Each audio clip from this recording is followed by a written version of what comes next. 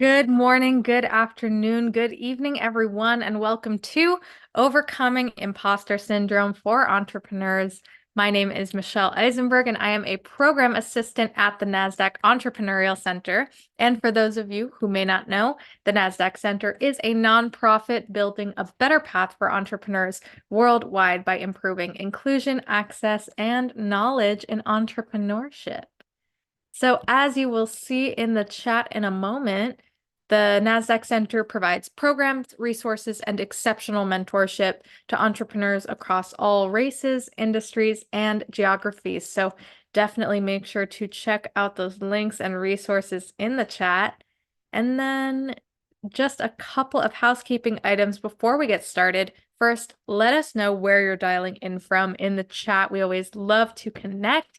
And second, we are going to open up for live Q&A at the end of the event. So please make sure to submit your questions for us in that Q&A function at the bottom of your screen throughout the presentation, and we'll try our best to get to all of them. And of course, none of what we do could be possible at the center without all of the amazing support from our sponsors, including NASDAQ, Lehigh University, BMO, Airbnb, KPMG, Wilson Sonsini, Microsoft Entrepreneurship for Positive Impact, BPM, and HubSpot for Startups. We are humbled by their contributions and hope you are grateful too. And so before we get started, we always like to step back, take a couple moments to poll the audience, see how everyone's doing. This first one is going to ask, how are you feeling? Fearful, anxious, surviving, or optimistic? I'll give it just a couple moments here.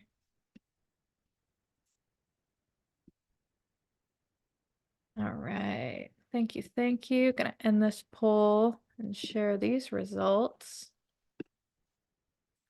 All right, looks like optimism coming in the lead. We got surviving coming up behind, and definitely some feelings of fear and anxiety as well. So very confident that our conversation today will help alleviate some of those feelings.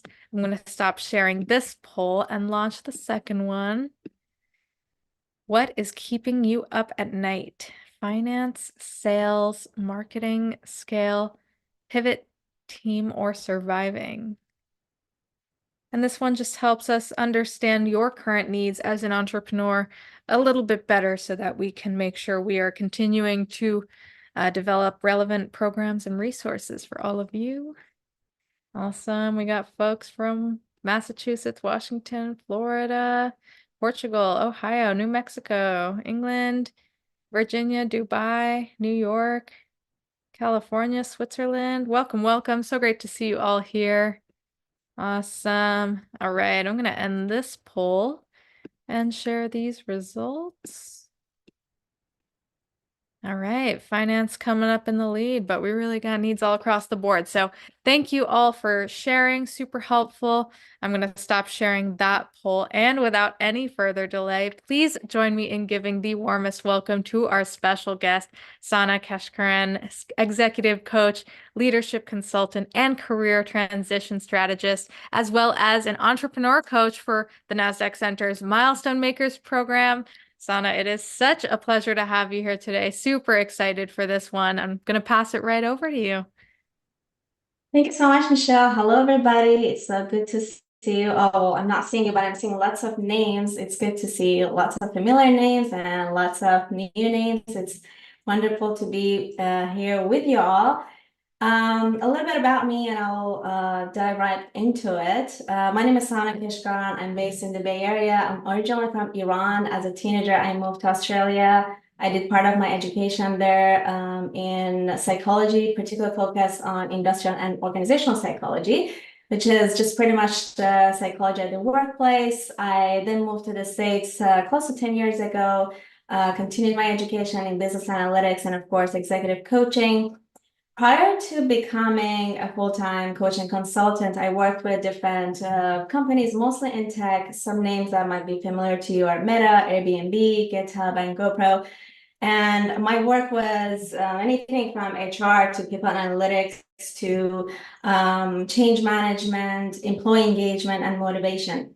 And so this topic of imposter syndrome is very dear to my heart. It's something that I work a lot on with my clients, and I just it's a topic that affects so many people.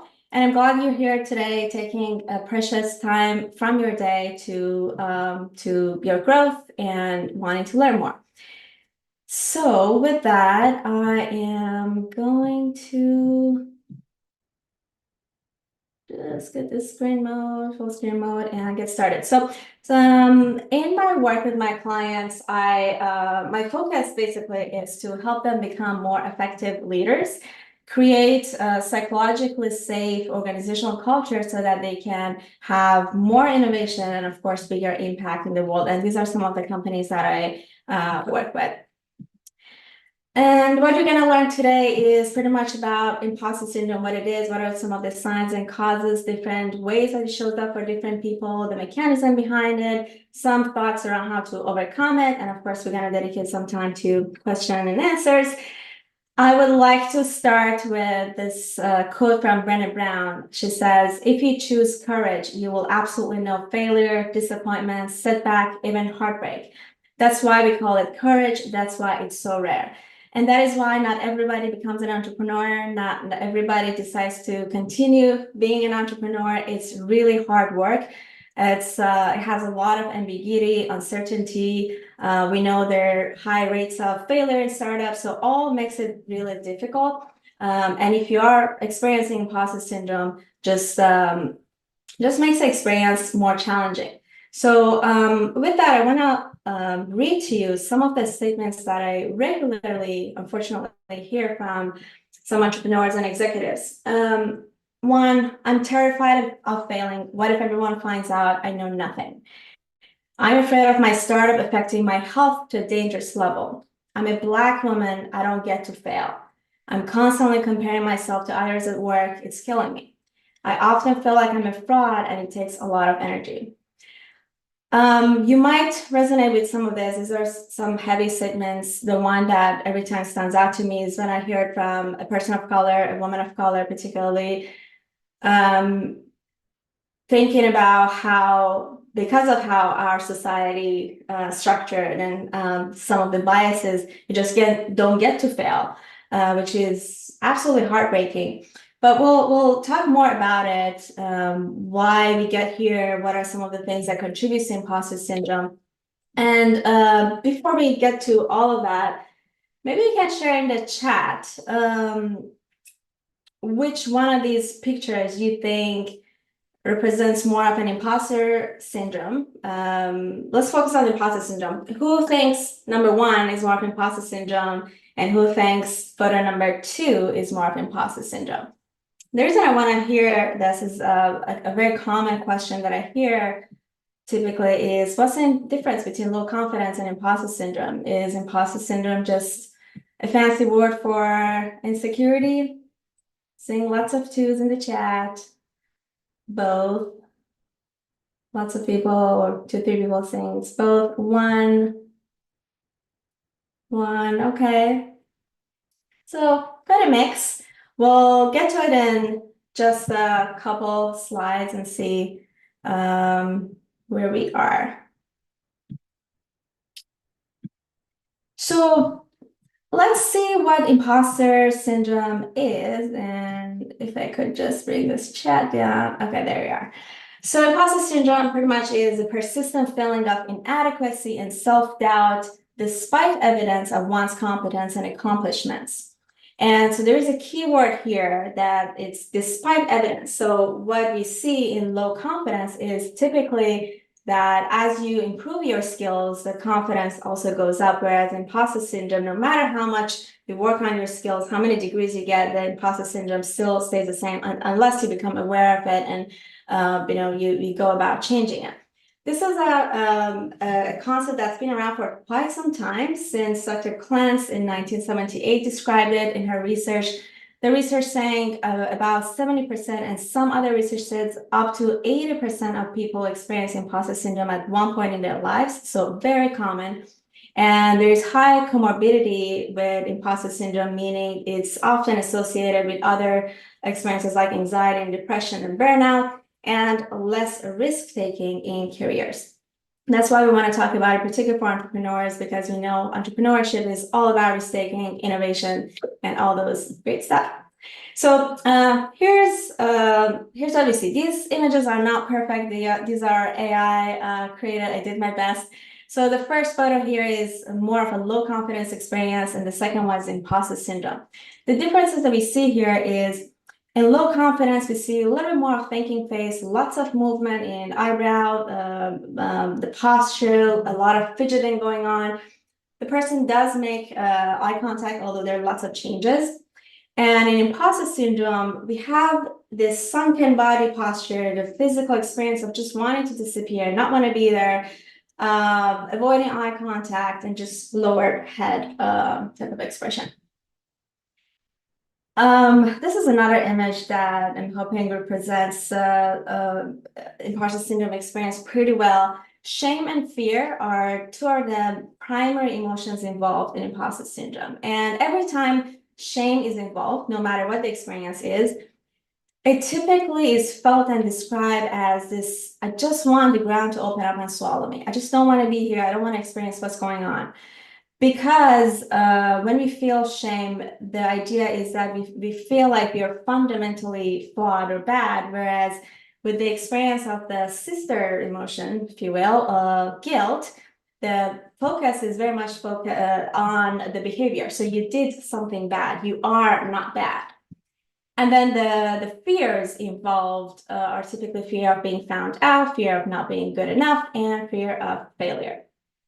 Here are some other common symptoms: feeling like a fraud, like you're fooling everybody. And even though you feel small, you feel like you're acting big. We talked about the achievements, doesn't really count, you don't count them. Procrastination and perfectionism, which we're going to talk a lot about today. Paralysis, difficulty accepting praise are other common symptoms. Let's talk about causes. So every time we talk about psychological concepts, we typically want to look at the nature, which is pretty much the genes, and nurture, which is all the environmental factors, which includes family dynamics, society, the country, the culture, your parents, where you went to school, all those all those different factors.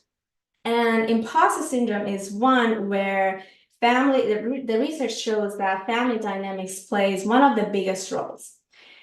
We're not going to focus too much on the genes side of things for the sake of time. If you are interested and you want to learn more, feel free to email me or research the big 5 personality traits. The one that is particularly relevant to our conversation today is the neuroticism. And remember these, or not remember, but note that these are pretty much all the personality traits you can think of. Psychologists believe that can be categorized under these main 5 categories of openness to experiences, conscientiousness, extroversion, agreeableness, and neuroticism. And neuroticism, relevant to our topic, is emotional stability. So how cool can you be with difficult emotions, such as anxiety? And individuals who rate high on neuroticism are typically more prone to the experience of imposter syndrome. Individuals who rate high on neuroticism are more prone to anxiety and also higher chances of experiencing imposter syndrome. And imagine you have a cat or 2 cats in a family. You can imagine how the parents start creating their own understanding of how easy or difficult this kid is, what type of characters they have. So they also interact with the personality traits of that kid. It's not just the family dynamic, it's totally an interaction between the nature and the nurture factors in play. And so let's look at some of these nurture or external factors. How do we get these messages? How do we internalize them as kids? There are several types of messages we typically get from our parents. The negative types, we might have heard, oh, that's so typical of you, or when will you learn? There are some quote unquote positive, and there is the reason this is in quotation marks is that they sound positive, but the the ultimate impact is not so positive. So things like, you're such a genius, you're exceptional and talented. The reason psychologists recommend against using these words, even though they sound amazing, is that it gives the impression to the child that you're just fundamentally, naturally amazing. And so growing up, if they go to school or they choose a career or just living life, they're having a hard time understanding something. They're having a hard time with a concept. They're not going to raise their hand up and say, hey, I'm struggling with this. I need help. Because then the thought process would be that, well, everybody thinks that I'm a genius. If I raise my hand up and say, I don't know the answer to this, then I'm going to let them down. I am fraud, basically. Everybody thinks that I'm such a genius, but I'm not. And then the shame experience comes into play.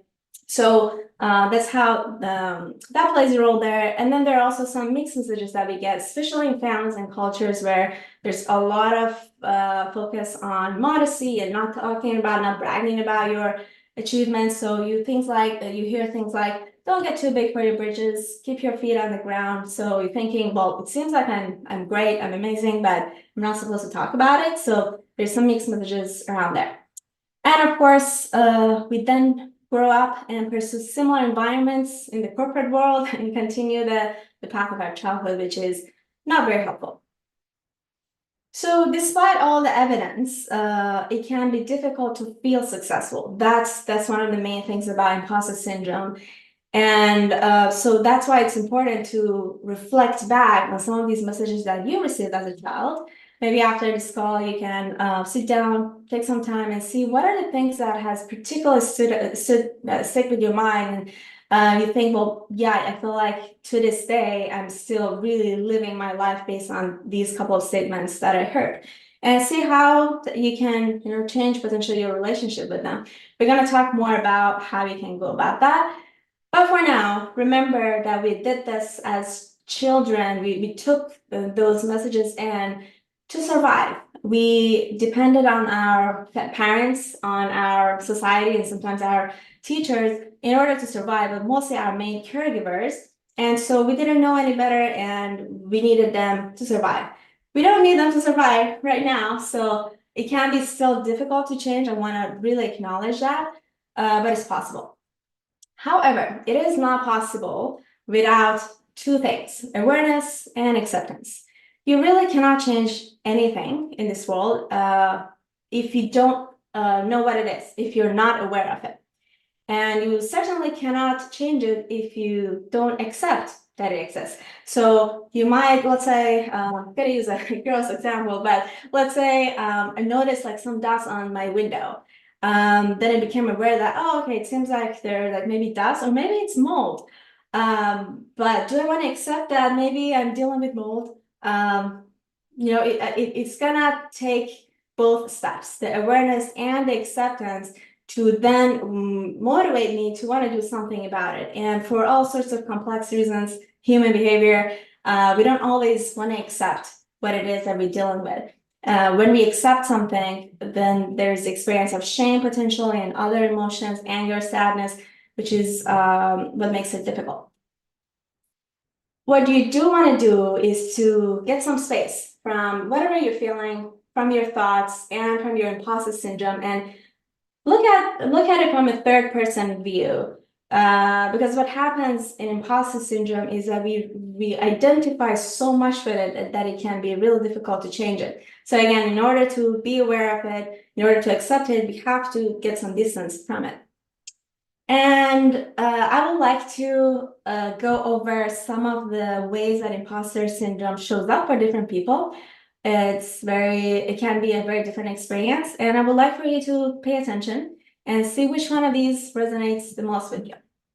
The first one, super, super common, the perfectionist, who is the person who, nothing is ever good enough. They have lots of right and wrong in their mind. They struggle to trust others and delegate tasks. So you can imagine as an entrepreneur or as a business owner, it can just be very difficult to grow a company, to delegate tasks. Those tasks become really challenging. The second one, the expert, is a knowledge version of the perfectionist. They need to know absolutely everything before getting started. They forget that they can learn as they grow. Um, Lots of important things in this presentation, but there is one thing here that I really want to emphasize is the risk of missing out on unique opportunities for innovation for this particular type, the expert. How does it play out? There is such a thing as knowing too much too soon for entrepreneurs. I'm definitely not against doing market research and doing like any type of research, but when you come from that place of, I don't know enough, I just need to find out everything before I can even get started with this project, then that puts you at the risk of shutting down that part of your brain who can actually connect the dots in a really unique and creative and innovative way. Because you're thinking, well, I have to find all the answers. I have to find out what has been done already. What are the solutions that are there already? And you know how sometimes you talk to a friend and you want to ask them a question, you sometimes say, I do have some thoughts, but I don't want to, kind of blur your vision, blur your perspective. I want to hear what you have to tell me. That's the same thing that's happening here. We don't want to come from the place of, I don't know enough. I have to do all the research before I can get started. The superhuman, the supermen and women are the ones who work harder than everybody. They define success based on how many roles they can take and excel in. We all have those friends who have always have their nail and hair done. They're the best CEO. They are the best parents. They have great relationship with their partners and their neighbors and all that. And as much as they would love to nurture all those relationships and be best at all of them, they end up not giving proper attention to some of the most important tasks at critical times where it really needs their attention. So also some risks involved here. Then we have the soloist. For the soloist, independence is over anything else. They count successes only when it's done unassisted. Sorry, there's a little bit of typo there, in fact. And hiring and team leadership can get particularly challenging for them. Similar to the perfectionists, they wouldn't count the success if it's done unassisted. And natural genius, yours truly is a recovering natural genius. I was actually telling one of my friends about it, and she says, well, what is your type? Before I had shared much about it, I said the natural genius, and she was like, oh, nice. I was like, no, this is not nice. It sounds amazing, but it really isn't. The experience is not. So for the natural genius, they care about how and when accomplishments are done. They judge themselves on whether they get things right at the first time or the first shot or in a fairly short period of time. So the idea is if I try something, I don't get it right very quickly, then I must just, I should just leave it. And lots of risks associated with this type as well, because you don't try some of the skills that you really need as an entrepreneur, as a business owner. I hear a lot, unfortunately, sometimes from CEOs saying that, well, I'm the founder of the company, I'm the technical one, and I'm just gonna hire a co-founder to work on the sales part or to work on the public speaking part. There's no way that I'm gonna do sales. You cannot be a founder of a company and not do sales. And when I talk to them a little bit more, it sounds, what they tell me is that, well, I tried it, I was so bad at it, I just cannot handle, how much I suck at it. So you really want to look at it and see, well, what can you learn from it? What is it realistic that you expect yourself to get it right immediately? So now that we talked a little bit about all of those, Michelle, if you would, I would love to pull the poll up and see who experiences which one the most. Perfectionist, expert, superhuman, soloist, or the natural genius.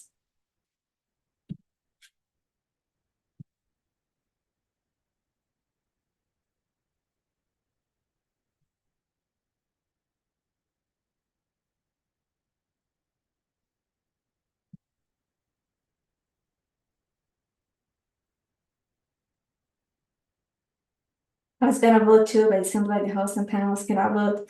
So count the natural genius there for me.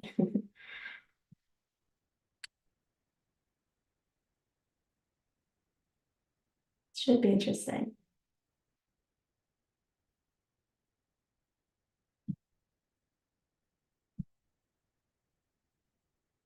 Okay, we see a lot of perfectionists, 27%, kind of all over the place. The expert, the superhuman, so the perfectionist and superhuman, and then the soloist, the natural genius, and then the expert.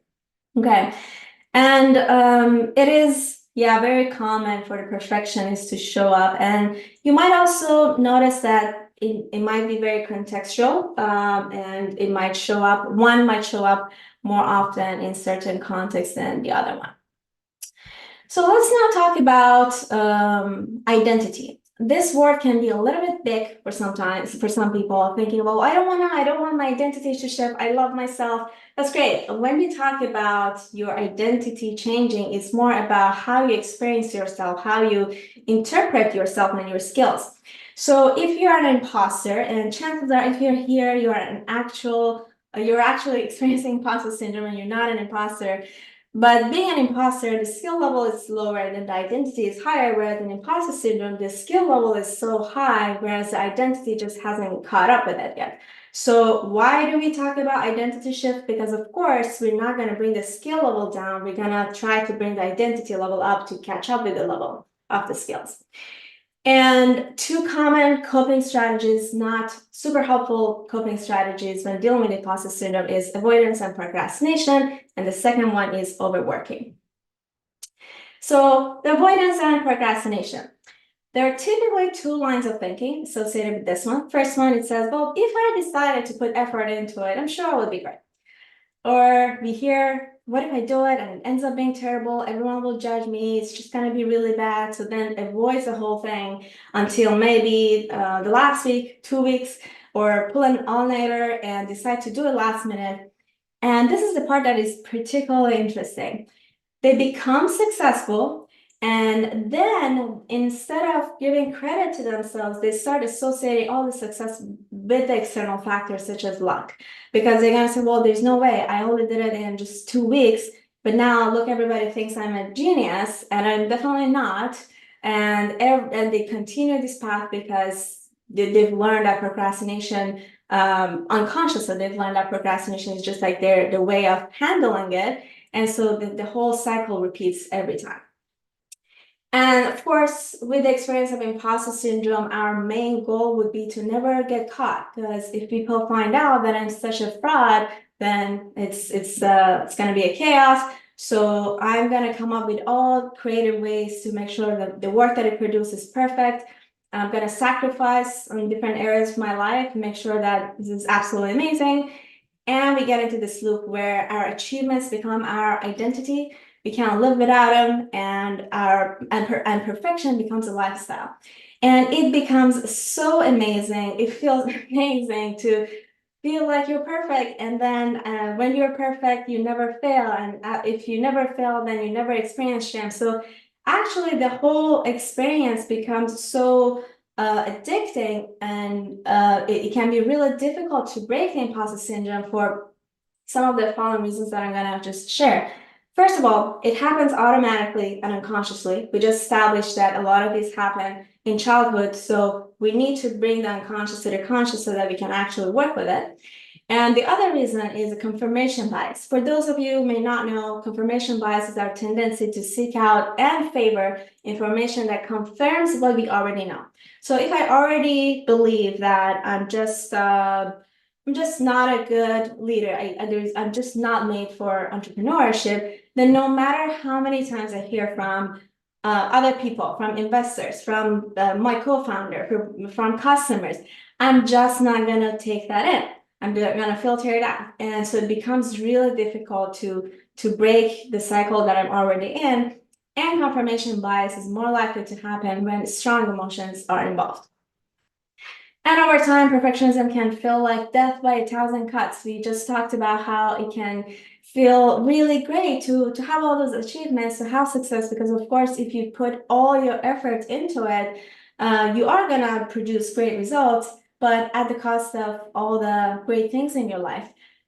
We get to a point where we realize we're failing by succeeding. What this means is that we're realizing that we have all the successes, we got the fundraising, we got the dream team, we got the product, but what do I have left in the rest of my life? How about my values?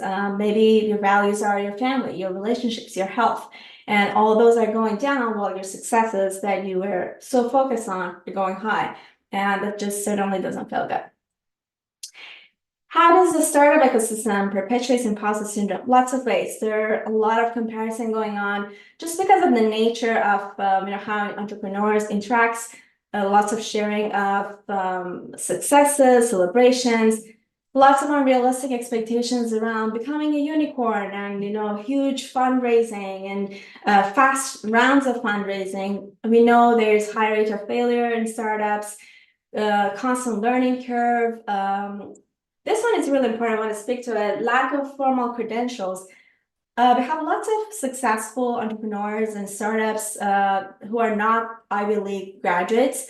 They're doing great. Although when it comes to some low points that they're experiencing in their journey, they start questioning like, oh, what if it's because I'm not a Harvard, Stanford graduate? And with the public scrutiny, let's say you do get some success and you get attention from the media, then they're going to also ask you some questions about your background, and then you start doubting yourself. Oh, maybe all these other founders out there who are graduates of Harvard and Stanford deserve it, but not me. And certainly lack of support, mentorship, coaching, support from family and friends are really, really helpful. And unfortunately, not a lot of people take advantage. So now that we talked a little bit about what causes it, how it's created, let's talk about some ways to handle it. Although I would mention that with this particular topic, just the fact that you understand how it works and how it's so difficult to beat it, it's half the solution. So we're already halfway there. Let's focus on some other things. So the mentality is really important. Entrepreneurship is about leadership. It's a quest. It's an adventurous journey, and it definitely is not a boring project management task, a pre-planned path. What do I mean by this? What I mean by this is that you want to really embrace that this is a journey full of questions. It's full of unanswered questions that you're going to find an answer to, because entrepreneurship is all about innovation. It is all about looking at things a new way. So it can be very easy sometimes to think, well, I have no idea how to go about this fundraising round because I don't have a sales background, or I have no idea how to hire a team. It can feel like there is nothing familiar in it, nothing known, whereas the actual experience is what you're experiencing. So it's supposed to be that way, as hard as it is. It is supposed to be that way. And what that involves, that embracing that journey involves also sometimes vulnerably sharing with your team what you're experiencing, so that they can also share with you what they're experiencing at times where they have no clue how to go about the product design. They have no clue how to go about, how to handle customer service.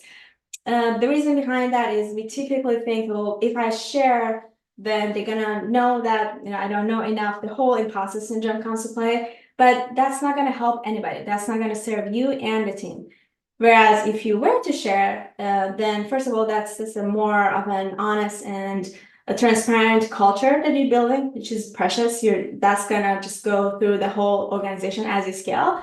And then also you learn how to deal with them, as opposed to being in isolation and trying to figure it out on your own. You also want to adopt healthier coping mechanisms. I want to speak to so-called negative emotions, such as anger, sadness, jealousy, even. These are all very, very helpful and crucial emotions, as weird as it might sound.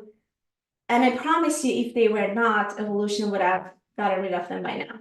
All that we want to do, though, with them is to learn to make sense of them. For example, something like anger, we're not going to just suppress our anger. That's not going to be helpful. We want to first understand there's a difference between anger and aggression, for example, and then see, what is this anger trying to tell me? What is the information? What is the data behind it? So then we can learn from it and move forward with it. This other one is also very, very important, especially if you're someone who is working at the corporate, especially in the Silicon Valley. I'm just going to say it. Before you diagnose yourself with imposter syndrome, as common as it is, you really want to take a look around you and see who you're surrounded with. Your environment, the culture, the leadership, the people, the perspectives. it is not all on you to fix imposter syndrome. It is a collective thing. It's a systemic thing, especially for people of color, women of color. So know that and don't put it all on you. The other one is a concept of essence from my amazing coach and mentor, Robert. Essence in this context is defined as your natural way of being in the world that adds value for others without any thought or effort. It's a very complex and deep concept, but I will give you an example to make it a little bit easier to digest. For example, one part of my essence is that I like to get to the bottom of things. Whether it's a rule or a concept, I just want to question it, get to like what's beneath it. And for someone like me, God forbid, if you put me in a regulatory type of role where I'm just like supposed to just observe and not say anything, don't question anything, it's not going to be pretty. I'm not going to be able to use my potential. They're not going to get value from me so much. So I want to seek out those containers or forms that make my essence shine. And these containers and forms are what I decide to do in my career.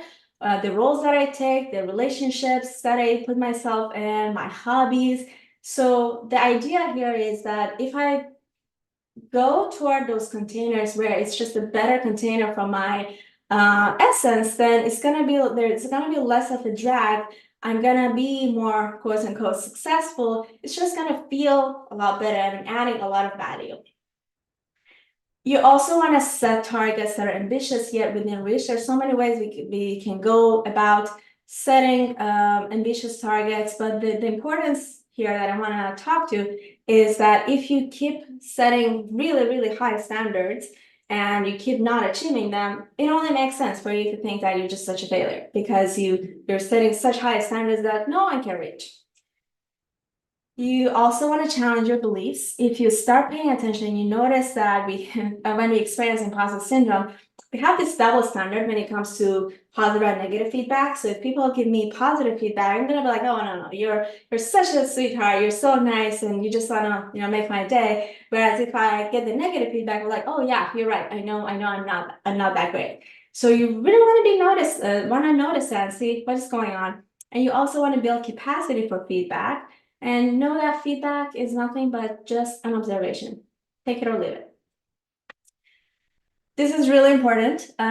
You want to collect evidence. This is one of the main ways you can go about combating imposter syndrome. You want to listen to the voices you hear all day. Remember, we said we want to get some distance so that we can actually hear it.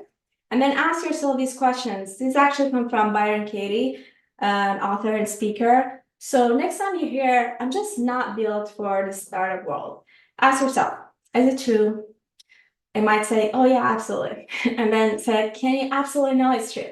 And then you also want to challenge a little bit and say, well, yeah, maybe curiosity comes up a little bit there. And then the third question is, do you have evidence that it's true? Then you better have some evidence for or against what you just had in your head.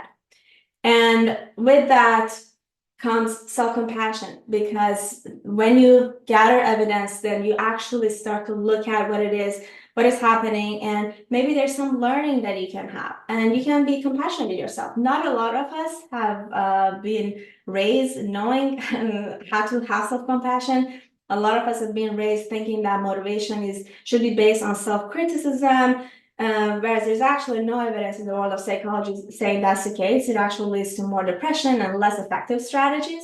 Whereas with more compassion, we're going to have more adaptability and forgiveness, which are all really crucial in the world of entrepreneurship. Reframing is also really, really helpful. So with mistakes and failures, you want to reframe it. See, what is it that you're learning? With luck, which is a very common word, luck is nothing but preparedness meeting opportunity. So if you were in the right time and place, which is what I often hear, you want to think about it. Who put you in that right time and place? Did you not go there? Did you not go to that event where you met that amazing investor? Another one is, I just knew the right people. Well, it involves social skills, and you develop those skills. The other one is, that was just good timing. Okay, that was just good timing, but who recognized that that was a good timing for that particular initiative or thought that you had? That was you. So you deserve to give credit to yourself for that. And remember that reframing is about taking a realistic approach and seeing beyond your immediate thoughts that may just not be accurate. You also want to seek support from therapists, coaching, talking to a trusted friend. This is a topic where a supported group can particularly be helpful for. The reason behind that is we often, just because of the nature of imposter syndrome, we don't want to let people in. We feel like we are a fraud. And when you're in a group, you start hearing other people's experiences and stories. And so it normalizes it, first of all. And it's just going to help you also open up and hear from everybody else, create some accountability. So a group setup is particularly helpful. And also know that if you don't feel 100% confident all the time, this doesn't mean you're an imposter. Take a moment and realize it just means you're a human. Lastly, you want to celebrate big and small successes. You want to reward progress, not perfections, and do the same for your team. I say this from experience. When you fight imposter syndrome, when you get it under control, there is a lot of energy that can be released because you've been using all that energy just to put on different masks, just to make sure that nothing, goes out of control and everything is perfect. And there's lots of energy that will be released. And I'm excited to hear what you're going to do with all that energy.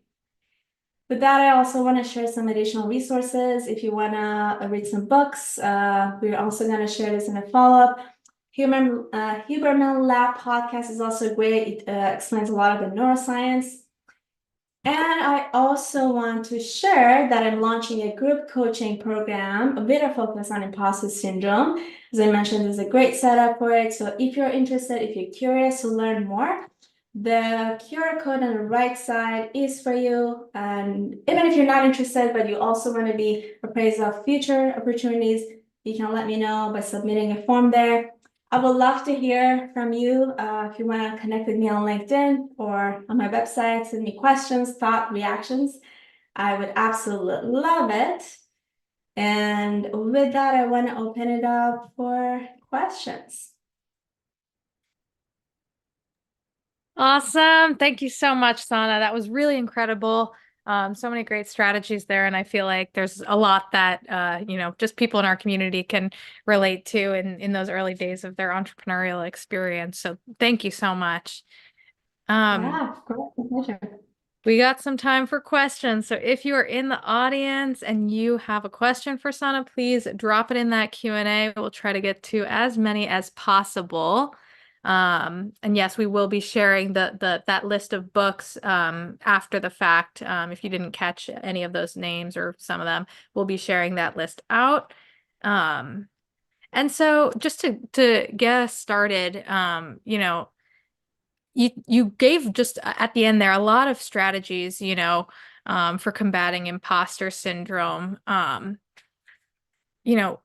Where can entrepreneurs kind of start, how can they kind of determine like what's a good place to start in terms of, there are so many different ways to combat imposter syndrome. How can you kind of determine what is going to work for you in terms of, where you're currently at with your confidence and, success measures that you've set for your business? Yeah. There was a slide about collecting evidence, and I would say that is one of the most effective ones. I had my own times where no matter how much I tried and no matter how much evidence there was out there, I just had a hard time believing them. So it worked really well. And my clients also use it all the time, where you just make it a daily habit. Whether it's maybe a screenshot that you can take from that awesome text message that you got, maybe from a team member or an investor, whatever it is that you're working on, because imposter syndrome can be such a contextual thing too. Sometimes you just notice it in certain contexts only. And you really want to collect those evidence. Some people put it in their computer or in their phone, and you want to review it on a regular basis. And you want to, the other thing I will mention is those challenging those beliefs, challenging those thoughts that you have, and see where they come from.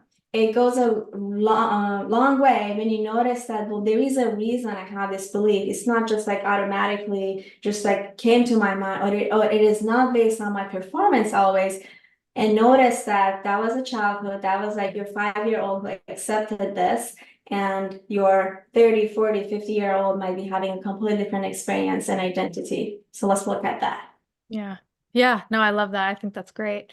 Um, and so I think this is a really interesting question here coming in. I think a lot of what we talked about here was kind of like internal like self-talk, which I definitely want to get to a little bit more. But this person is kind of asking like, how do you combat imposter syndrome when like somebody else is telling you that you're not good enough and treating you like you're not good enough? How do you kind of avoid internalizing those Mhm. sentiments? That's great. Actually, I like the thought that has gone into that question. I would say, just like how you probably would, if you would, in a feedback conversation, ask them to clarify it for them. This is something that I share every time we talk about feedback conversations. I tell them like, well, sometimes people share feedback with you that is not very clear. It might be a little bit blurry. So I might say, hey, you were really rude yesterday, for example. You're gonna clarify, you want to deblur it and say, well, would you mind explaining to me, clarifying what that means? So then what's happening there is that you're asking them to provide the evidence that we are also looking for. So they better have good evidence for what they're sharing. Yeah. And if it is actual good evidence, then that's amazing. You want to actually be grateful for that person who is sharing an opportunity of for growth for you. And so it's either is something that you really want to work on, or maybe it doesn't. And through that conversation, you also realize that they don't have great base for or evidence for what they're sharing with you. Yeah. I love that. I love that kind of bringing it back to the evidence and switching it back on them. And, you don't necessarily immediately take it at face value. You question it and prompt for that evidence, just like you would from Mhm. yourself. So I think that's awesome. We have another question here, which I think is interesting considering a second question that we had gotten. So one person is asking, as I've continued to grow and succeed, I'm experiencing more imposter syndrome. This person is saying, as I continue to, grow and succeed, I'm experiencing less imposter syndrome. So can you maybe just talk a little bit about how like the correlation between like success and like interpreting yourself as an imposter? And like how that can kind of play out for different people. Let me clarify, is this about how you grow in your skills also, but you still having that imposter syndrome potential and it even like gets worse or more, Yeah, I guess experiencing more? just like trying to grapple with, still experiencing imposter syndrome, even once you've achieved the success that you kind of aspired to, um, and how to kind of combat that as well as, um, what the role of like building, a robust network of support can really how that can impact, the imposter syndrome that you feel. Exactly. Yeah, yeah. So remember that visual that I have there is with imposter syndrome, your skill level is pretty high where your identity just hasn't caught up with it. And it's actually a very normal experience to have where you feel like you're way more experienced than you were 5 years ago. You have even more skills, more degrees, but it seems like your imposter syndrome is also growing with it. It's because if you don't do anything about your identity, that the gap is just going to get bigger and bigger and bigger and gets like so uncontrollable. And so you're going to experience a lot more anxiety. So it only makes sense just the way that it works. So you really want to take a look at your identity. Are you upgrading it or not? And you mentioned social support. The social support can come into play, let's say, whether it's in the group format or it's talking to people about what you're experiencing. As it doesn't really happen because we don't want people to know that you are a fraud. You're gonna get those loved ones help you and support you and tell you that, hey, you have all this evidence. it can't be, let's say you got to a higher position in corporate.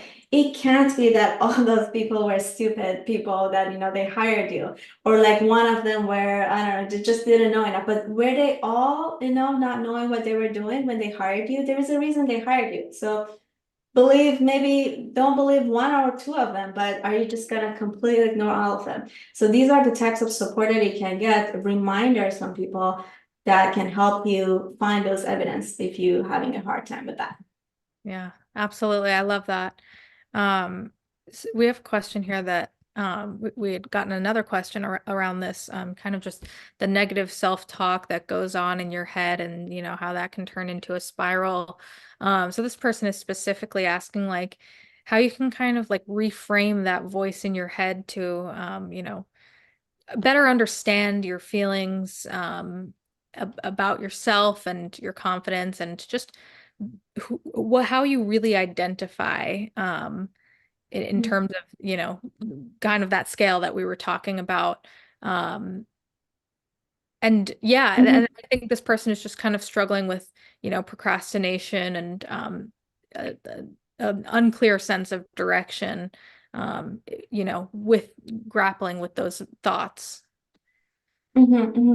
Yeah, first, I just want to acknowledge that that's one of the main things about imposter syndrome. You're gonna experience thought rumination. It's a big part of it. So you can start with becoming more aware of those thoughts. What is that voice? What is that thought serving in you? Because there is a reason we attach to all these different beliefs and thoughts. The idea is that these voices are there to protect us from failing, to protect us from, creating a mess in the company. Whereas if you actually sit down, have a conversation with it, try to literally have a conversation to see what it is that's trying to protect you from, and this can be done in a coaching conversation as well, you realize that it's actually worried for no reason. It's worried for something that maybe was the case 10 years ago when you had just started a job where you didn't have the skills. It was completely appropriate for you to feel those uncertainty, those anxiety, because it was a new position, but you certainly don't have, the same situation right now. And so it's time to upgrade. So again, it's about having those conversations. I do want to mention here that we're not supposed, if someone, we're not supposed to get a new job or start a business and not feel any anxiety. That is not the goal. That is not what we're trying to do. It's understanding what is it that you're feeling and is it proportionally appropriate for what you're doing.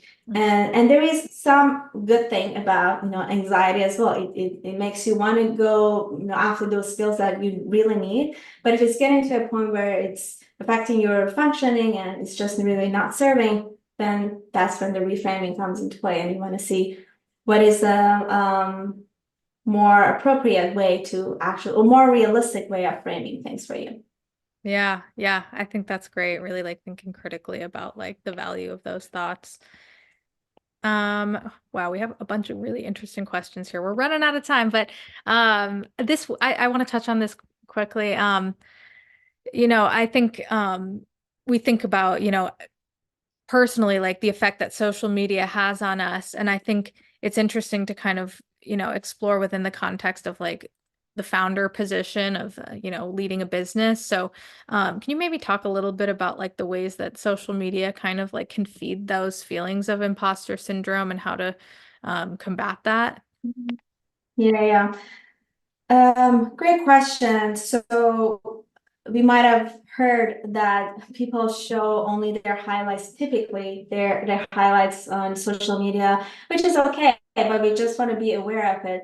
That's the case on Instagram, and it's also the case on LinkedIn. There's no day goes by where I log in and like, oh, I'm so proud to announce, blah, blah, blah. And then we're not realizing, well, what was going on for the past 9 months that this person was laid off and the struggle to find a job, and which is all human experiences, normal experiences, but not everybody chooses to share, and that's okay. But we want to think twice before we judge that person's success and just like start comparing ourselves with them. And I'm gonna say the more conversation happens around this, the easier it's gonna get.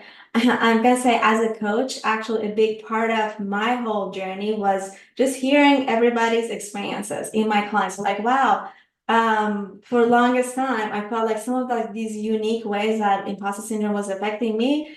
No, like there is like million ways people out there are also experiencing it, and so it's a very normal thing. So I would encourage you to have those conversations, especially with those people that you really consider as your role models.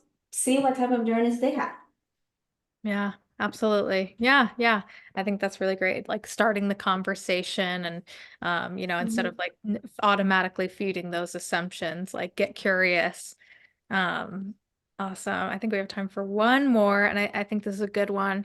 Um, if maybe if you could just talk a little bit about ways that entrepreneurs can kind of create a more supportive environment for themselves and for others that they would like to kind of support who might be struggling with imposter syndrome. Any advice you might have there? Is it around social support? Is it? Yeah, I Sorry. think I think peer to peer supporting other founders who might be experiencing imposter syndrome and what that can look like. Yeah. So I would say yes, those having those conversations, especially with the tech industry, there's unfortunately a lot of focus only on the technical skills, and folks sometimes forget that well, these people management type of things, these like emotional, the mental health part of things are also important, and the more and there's some taboo sometimes associated with it too. So the more that you as a person talk about it, they can invite more of those conversations to come in. And I would highly recommend checking out group setups, whether it's part of you're part of an accelerator program or an incubator program, or whether like they offering coaching programs. Definitely check them out. It can help so much with just understanding what everybody else is going on that you might also identify with. And also talk to your loved ones, your immediate social support, and see let them know you're experiencing it. It can be helpful. Awesome. Sana, this has been such an incredible conversation. If you had just one key takeaway or piece of wisdom that you wanted to leave with the audience, what would that be? Um, I would say don't believe everything that you think and feel, and let curiosity lead the way. Love that. Ah, this has been such an incredible conversation. Thank you for providing such amazing, actionable strategies and just an overview for combating imposter syndrome right now. On behalf of the NASDAQ Entrepreneurial Center and everyone here today, we're just so thankful that you joined us. I'm thankful to you for having me here. Thank you, Michelle, and thank you everybody who joined. I hope you found this helpful and enjoyed it as much as I enjoyed creating it for you. Awesome. And to our audience, we would love for you to join us for upcoming webinars, which you can view using those links that are going to be posted in the chat. And thank you all so much for joining us today. We look forward to welcoming you back online with us soon.